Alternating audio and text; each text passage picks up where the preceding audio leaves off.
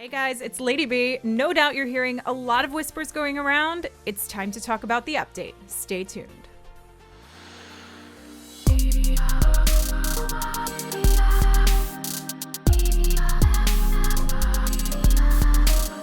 The coming winter update will be bringing us some new changes. We're going to see some balance changes, but we're also going to see some new items. So let's talk about one of the big ones to come, and that is a new spell. So the new spell to come to Clash of Clans for the winter update is the Invisibility Spell. Now bear in mind, it makes everything around it invisible, or anything that's dropped within its radius, completely invisible. That not only means your troops, but it also means enemy defenses. So that's a big thing, because you can really mess up your raid if you are dropping the invisibility spell on your troops and it happens to be in range of some defenses. Your troops will go right past those defenses because they don't recognize it. Now let's take a quick look again at the stats for the invisibility spell, knowing that these could change by the time the update happens. Sometimes a few things are tweaked, but it is a splash item, so it will get everything within its encompassed radius. It's one housing space, so it doesn't cost a lot to put into your troop composition or your spell composition. Its brewing time is 3 minutes, but I want to talk about its spell duration time, because the spell duration only lasts 4.5 seconds. So you need to make sure that you're using it appropriately. If you're using loons, you have to be in an area where there's no defenses around, so you can drop it, but you also might want to consider hasting it to get the maximum value out of it, just so that they can speed through. Two things that it will not make invisible are walls and siege machines, so just keep that in mind. So it targets ground and air. You can use it for all of your different troops, heroes, etc. But it's kind of cool, and I'm curious to see how it's going to come into play here in the game. Now, of course, since we have the new spell, this means we're going to see the spell factory upgraded just to make that extra space for it. But we're not going to get any extra housing space for the spells. Just keep that in mind. But we will have that go up. And with that, we're going to see a little bit of increase on the hit points. With the increase of levels, this means our Royal Champion will go up in hit points, and her Seeking Shield will also go up in ability once it's gone up that 5th level. But the one thing to note is that we are still only going to have, let's take a look at her Seeking Shield stats. We're still only going to have 4 targets. That will not change, but you will see an increase in hit points and in damage from our Royal Champion. The expo will also be going up a level, and with that, we're going to see an increase in the hit points and the damage per second. So the expo is moving up to 4,200 hit points. We're going to talk about the ramifications of that and how it's going to change a couple of things. And the damage per second is going to be 185 with this new level 8 expo for Town Hall 13.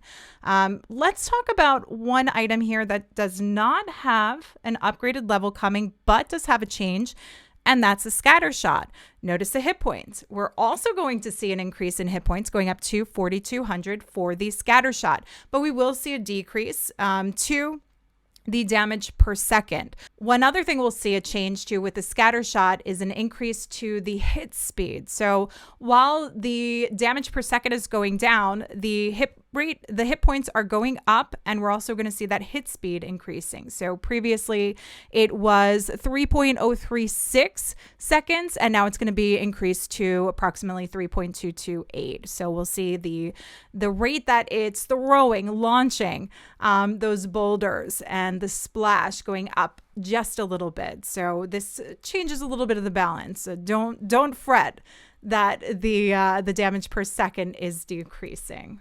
We'll also see an increase in levels to our air bomb and giant bombs. So some of the traps will get a little bit of a buff here going up a level. The giant bomb going up to level 7 and the air bomb going up to level 8.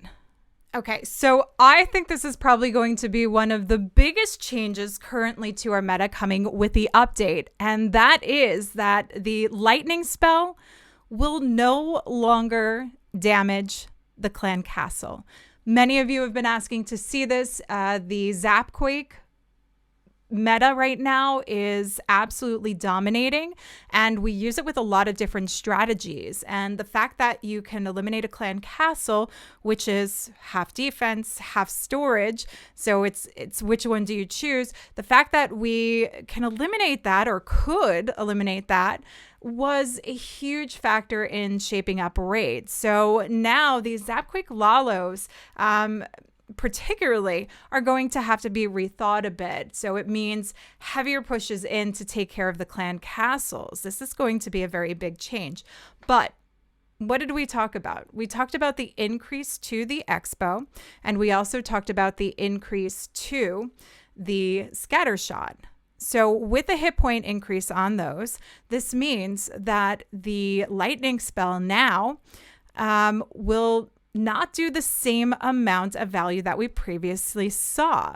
So previously, you could use 5 lightning spells and a quake to take down both the expo and the scatter shot. That will not be the case now. You will now need 6 lightning spells and the earthquake to get this done. And those are 2 big items that you typically want to take down when you're using the Zap Quake combination. So again, we are going to see this shaping up quite a bit differently. But the Eagle will stay the same. It's 7/1 for that. Queen will stay the same. 7 lightning spells for that. So not too many other shifts around. It's just the hit points that are increasing for both the expo in its level going up, and for the scatter shot, while it's staying at level 2 maxed out, we are going to see the hit points going up for it, which shifts how we're going to use our lightning spells. One other huge change that I'm happy to see coming in the quality of life improvements is the change for friendly wars. So previously, you had no option but to do 2 attacks. I mean, you can skip your attacks, but when you're doing the 5v5 challenges, as we see with the World Championship Finals, there's always the 2 attacks, and you always wind up seeing that there's 1 attack left, and it could lead to disqualifications in many of the leagues and tournaments that we do.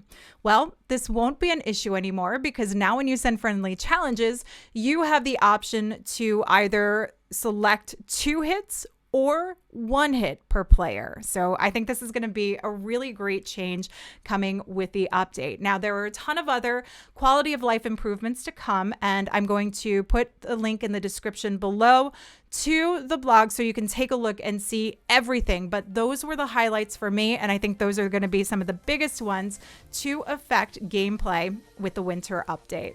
So make sure to tell me what you think in the comments below. What are some of the things you're excited to see? What are you less excited to see with this update? What we're talking about? Just let me know your thoughts. And make sure that you hit that thumbs up button if you enjoyed the video, and don't forget to subscribe. Stay tuned for more to come. And until next time, this is Lady B. I'll catch you guys later.